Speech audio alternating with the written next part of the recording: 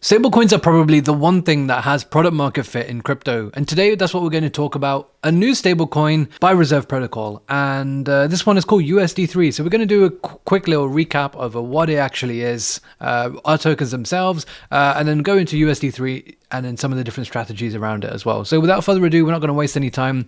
Navigate to whichever part of the video you want to. But this shouldn't be a particularly long one, but we will cover everything that you probably need to know about USD3. So what are our tokens? Some of you guys will know that I have actually done a deep dive on Reserve Protocol. I've done quite a few videos on our tokens actually, so make sure you go to my channel, go and watch some of them. I'll make sure to leave a link to them in the description below, but I do think they're quite valuable to really understand the vision that Reserve Protocol have.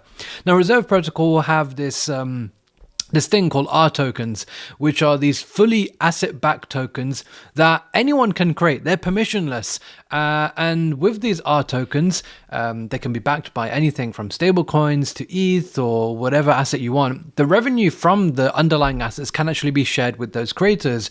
And as I mentioned, they can be backed by anything. So not just stablecoins, but you can have R tokens that are backed by real-world assets, exotic assets, you name it. Even a meme coin if you really wanted to. And the main principle is that they can be mintable and redeemable at any time.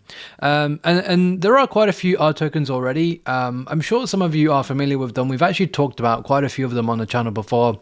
The likes of ETH+, EUSD, and now there's a new one called USD3, which is really, really interesting, which is what we're going to talk about. There are many others as well. You can go and check them out on the Reserve Protocol, Reserve app, I should say. And you can actually deploy your own R token as well if you really wanted to.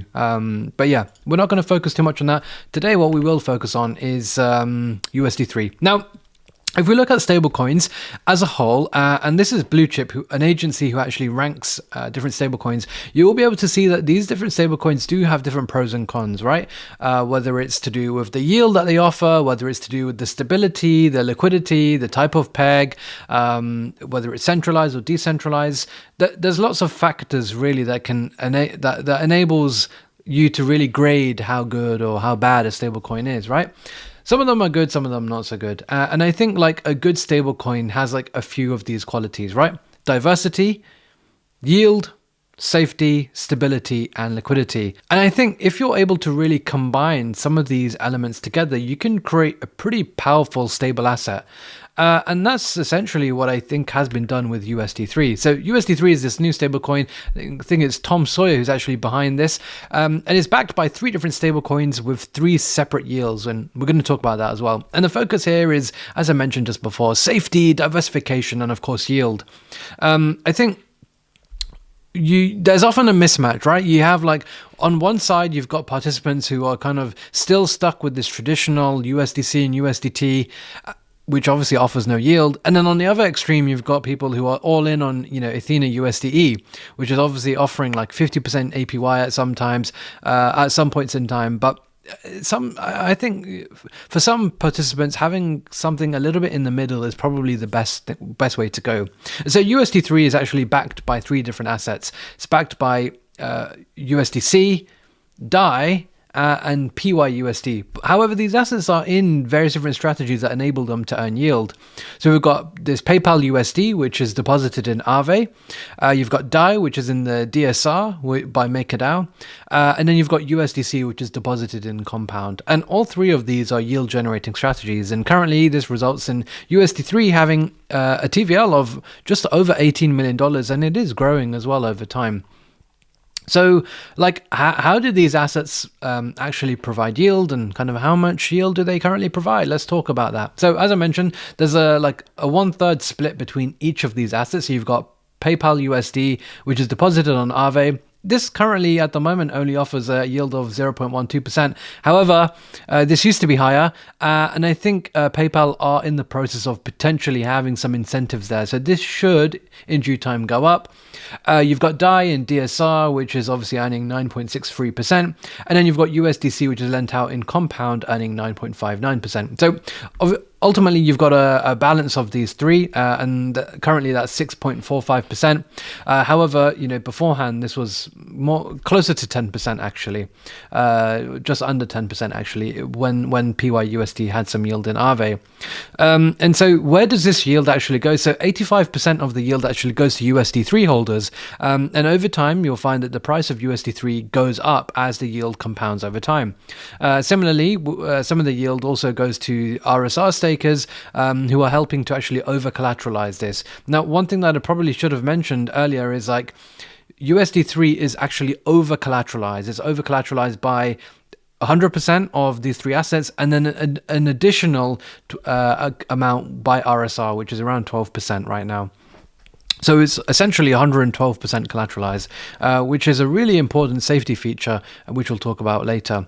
And then the last 3% of the yield goes to the USD3 treasury, which is important to help grow the asset and really help to, for things like marketing, for things like general growth, incentives and things like that, really.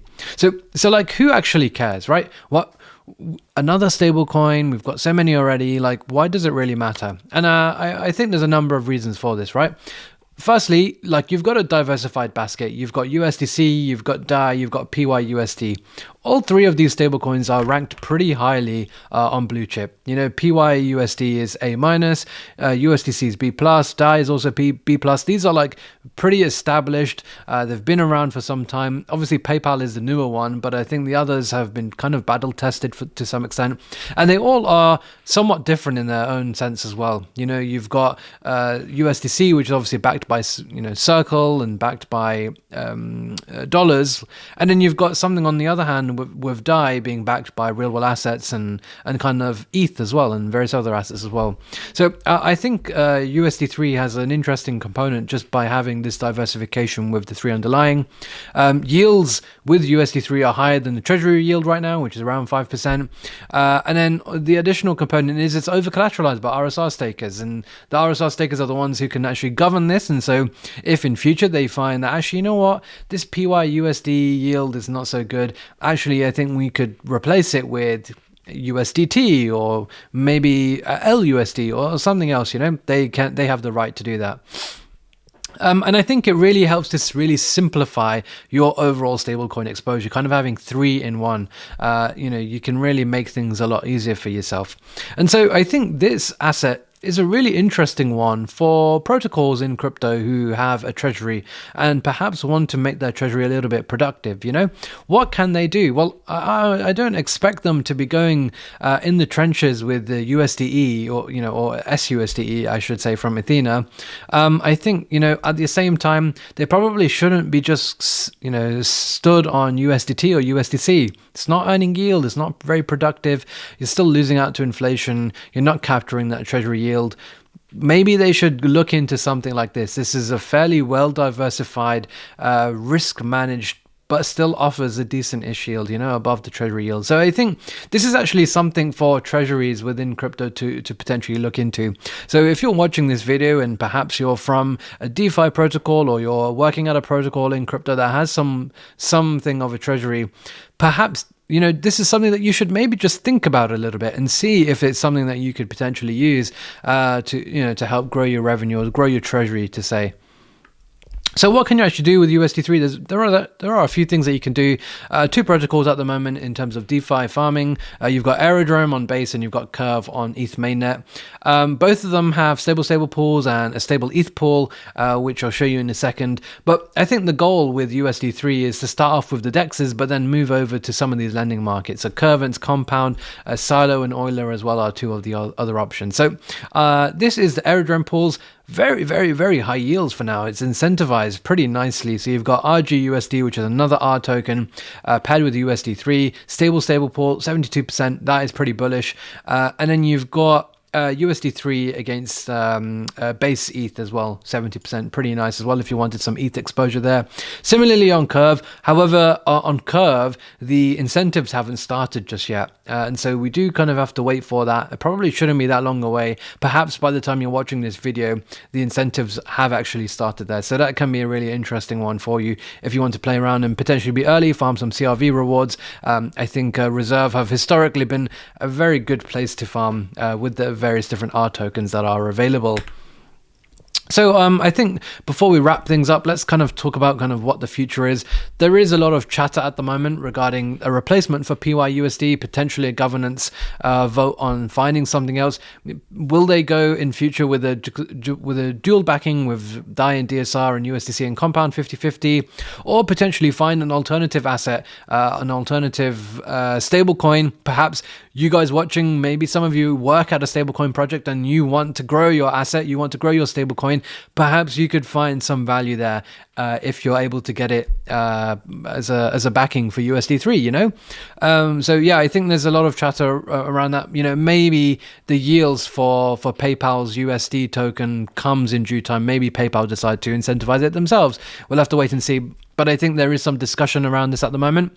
Ultimately, I think the plan is to really grow this liquidity, grow this TVL, you know, go potentially multi-protocol. We've talked about some of the lending markets as well, and potentially even multi-chain, maybe Arbitrum. But I think for now, ETH and Base seem to be the best place to grow at the moment. ETH mainnet, of course, has all of the liquidity, so I think that makes a lot of sense. As you just mentioned, Silo and Euler are just two examples of some of the different lending markets. And then I think the real focus should be on treasuries, you know, treasuries of big DeFi protocols, but just crypto protocols in general that have a treasury that are probably just sat on USDC and USDT, these kind of legacy stablecoins, which are amazing, of course, but there is a way to kind of make these assets a little bit more productive, and perhaps this could be a simplified 3-in-1 asset with USD3. So we'll have to wait and see and kind of see which way things go. I think right now everything is pretty encouraging, seeing the TVL grow, but also seeing the wide variety of R tokens that are coming out. There's lots of things that you can do and lots of things that you will be able to do with some of these R tokens like USD3, including farming, which you can currently do on Airdrop and Curve. But yeah, I just wanted to make this video to really highlight some of the interesting things that Reserve are doing, or people are doing on Reserve, I should say, because this is permissionless. So yeah, let me know what your thoughts are in the comment section below. Make sure you go and watch the deep dives that I've done on Reserve. I think you'll get a lot of value from them, actually. Smash the like button, subscribe to the channel, and we'll be back with plenty more content in the near future.